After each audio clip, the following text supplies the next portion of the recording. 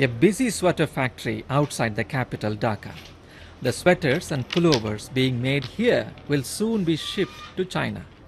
In recent months, more and more Bangladeshi factories like these are getting orders from Chinese buyers for the Chinese market.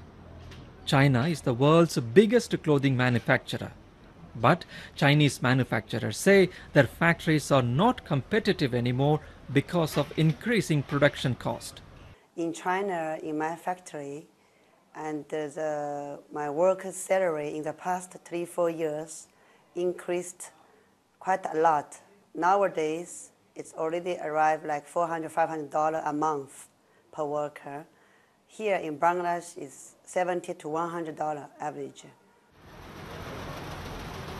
Last year, Bangladesh clothing exports to China were worth more than $100 million to local manufacturers.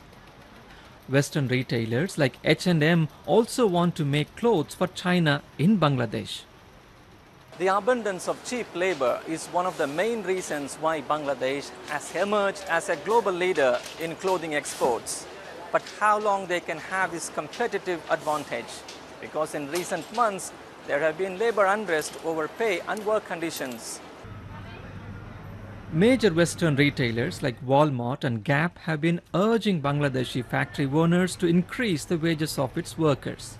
But Bangladeshi business leaders are defiant and say they have recently hiked up wages in the sector. We have a wage board. After 3 years, they can review the wages. That is the normal practice.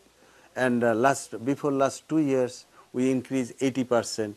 And if we increase salary, buyer has to pay me more. If not, then we cannot run the factory. Bangladeshi manufacturers are excited by the prospect of an entry into the vast Chinese market. But as the country attempts to gain ground as a lower-cost alternative to China, local workers' conditions will also come under increasing scrutiny. Anbarasan Ethirajan, BBC News, Dhaka.